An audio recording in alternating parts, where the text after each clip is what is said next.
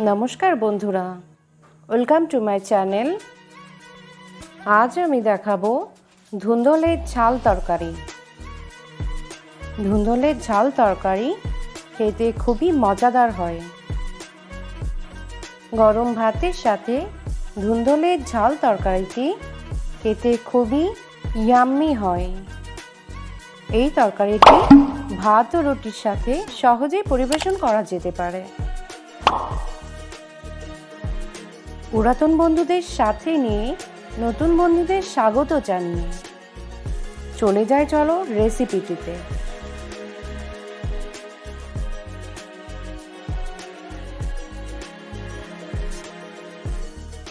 রেসিপিটি বানানোর জন্য এখানে আমি ধুন্দলগুলো এভাবে সুন্দর করে কেটে ধুয়ে পরিষ্কার করে নিয়েছি। মশলার জন্য নিয়েছি ঝাল বাটা, জিরা ও গরম মশলা বাটা। আপনারা চাইলে এখানে পেঁয়াজও ব্যবহার করতে পারেন। এখানে কড়াই তেল গরম করে কিছুটা পরিমাণ গোটা জিরে দিয়ে দেব। জিরা ভালোভাবে ভাজা হয়ে গেলে কেটে রাখা ধুন্দলগুলো এই পর্যায়ে আমি ভালোভাবে ভেজে নিব।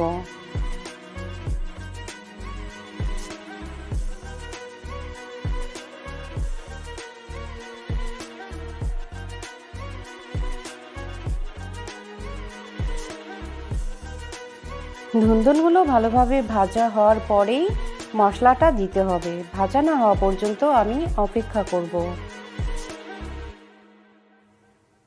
ধুন্দল ভাজার জন্য এখানে আমি পরিমাণ মতো হলুদ দিয়ে দিয়েছি।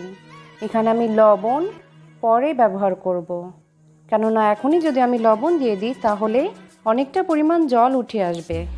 আমি খুবই কম পরিমাণ লবণ দিয়ে ধুন্দলটি ভেজে নিয়েছি। মশলার সাথে এখানে আমি বাকি লবণটুকু অ্যাড করে দেব।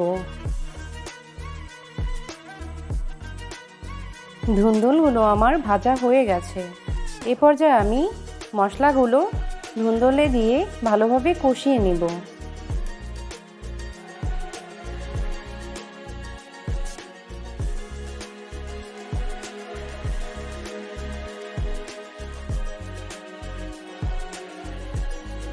মশলা দিয়ে ভালোভাবে নেড়ে চেড়ে ঢাকনা দিয়ে তরকারিগুলো ঢেকে দেব ভালোভাবে কষানোর জন্য।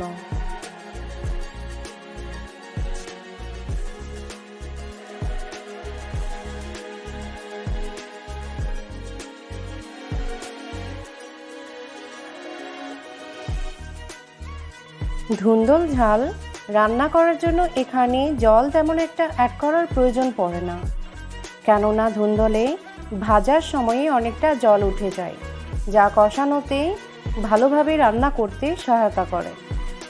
যেহেতু ধুন্দল রান্নাটি আমি মাখো মাখো রাখবো, সেজন্য এখানে আর আমি বেশি পরিমাণ জল ব্যবহার করব না। ধুন্দল ঝাল তরকারিটি আমার কষানো প্রায় হয়ে গেছে।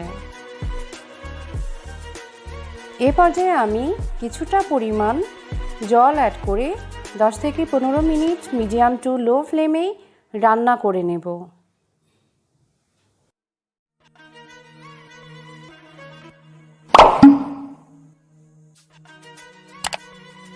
আমার রান্নাটি প্রায় রেডি। চলে যাব পরিবেশনে। আমার আজকের রেসিপিটি একদম রেডি। এভাবে আপনারা খুব সহজেই বাড়িতে বানিয়ে ফেলতে পারেন ধুন্দল ঝাল রেসিপিটি। স্পেশালি রুটির সাথে ধুন্দল ঝাল রেসিপিটি একদম জমে যায়।